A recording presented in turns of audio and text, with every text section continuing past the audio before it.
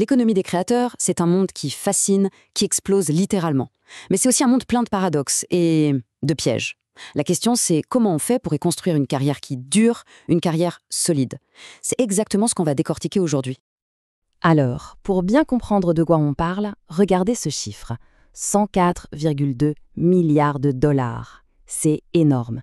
C'est la valeur du marché mondial de la création de contenu. Et tenez-vous bien, ce chiffre pourrait doubler d'ici 2027. Ça donne le vertige, non? Ok, les chiffres sont impressionnants, c'est clair. Mais est-ce que ça veut dire que c'est une carrière stable d'être créateur? C'est là que ça devient intéressant. Derrière le rêve, il y a une réalité bien plus complexe. Et c'est ce grand paradoxe qu'on va explorer ensemble. On attaque donc la première partie, l'économie du paradoxe. D'un côté, un marché gigantesque, en pleine explosion. Et de l'autre, la réalité, souvent précaire, de celles et ceux qui sont au cœur du réacteur. Et regardez ça, c'est très parlant. Pour quasiment un créateur sur deux, ce n'est plus du tout un hobby. Non, c'est un job à plein temps. C'est leur métier principal. On est loin de l'image du simple passe-temps. Mais voilà, le premier gros problème, le cœur du paradoxe. Même si c'est leur métier à plein temps, les 2/3, oui, 2 sur 3, gèrent absolument tout seuls. On les appelle des solopreneurs. Ça veut dire qu'ils sont à la fois créateurs, comptables, commerciaux, community managers. Imaginez la charge de travail. Et forcément, cette situation, ça crée beaucoup de stress. Les angoisses sont bien réelles. La peur numéro 1, pour quasiment 3/4 d'entre eux, c'est quoi? C'est l'algorithme. Un petit changement, et hop, toute leur visibilité peut disparaître du jour au lendemain. C'est terrifiant. Et puis il y a l'IA qui arrive, l'argent qui ne rentre pas de façon stable, et cette obligation d'être sur 4 plateformes ou plus en même temps. C'est un jonglage permanent. Bon, maintenant parlons argent. La monétisation. Comment on gagne sa vie dans ce milieu? C'est un vrai labyrinthe, et on va voir que tout le monde n'est pas logé à la même enseigne. Loin de là. Et le premier constat, il est assez brutal. Il y a un vrai écart de revenus entre les hommes et les femmes. Regardez, presque 40% des créatrices touchent moins de 500 € par mois. C'est énorme. Chez les hommes, ce chiffre tombe à 23%. La différence est flagrante. Et là, on touche à un autre paradoxe, encore plus fou. Ce sont les femmes qui monétisent le plus leur contenu. Et de loin, 78%.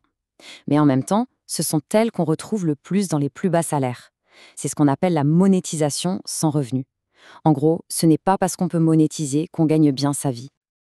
Alors, d'où vient l'argent concrètement? Principalement de 3 sources. La pub, les liens d'affiliation et les partenariats avec les marques. Le problème avec tout ça, c'est que rien n'est garanti. Tout dépend de facteurs qu'on ne contrôle pas. Les algorithmes, encore eux, ou le budget marketing d'une marque. C'est hyper instable. Bon, ok, le constat est un peu rude, je sais, mais la bonne nouvelle, c'est qu'il y a des solutions. On passe maintenant à la partie la plus concrète, le guide de survie, si on veut, pour construire une carrière qui tient la route sur le long terme. La règle d'or, le mot-clé, c'est diversification. C'est fini le temps où on pouvait compter sur une seule source de revenus. Il faut multiplier les pistes. Par exemple, les abonnements, ça c'est super pour avoir un revenu stable tous les mois. Les produits numériques comme des e-books ou des formations, ça génère des revenus passifs. Et puis le merchandising, les produits dérivés, ça renforce la marque. L'idée, c'est vraiment de créer son propre écosystème. Deuxième stratégie super importante, trouver sa niche. Il faut arrêter de courir après les millions d'abonnés. Ça ne sert à rien. Un micro-influenceur, quelqu'un qui a une communauté plus petite, mais super fidèle, super engagée, a souvent un taux d'engagement 2 fois plus élevé qu'une énorme star. C'est la qualité de la relation qui compte, pas la taille de l'audience. Et puis, il y a l'outil qui change tout, l'intelligence artificielle. Et là, attention, le chiffre est juste dingue. 94,5%. Quasiment tous les créateurs s'en servent déjà. Ce n'est pas de la science-fiction, c'est la réalité, maintenant. Et concrètement, comment ça aide?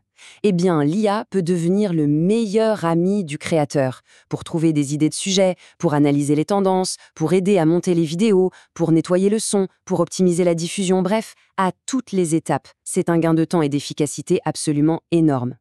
Et toutes ces stratégies, tous ces outils nous amènent à une dernière étape qui est peut-être la plus importante. C'est une transformation, un changement de posture. Il faut passer de créateur à véritable entrepreneur. Mais avant d'aller plus loin, il faut parler d'un sujet grave, le burn-out. C'est un vrai fléau dans le milieu.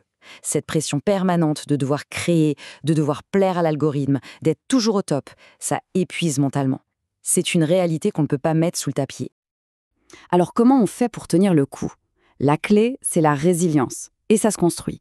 Comment? D'abord en se fixant des objectifs qu'on peut atteindre, des objectifs raisonnables. Ensuite, et c'est crucial, en arrêtant de se comparer en permanence aux autres, chacun son chemin. Et enfin, en structurant son business.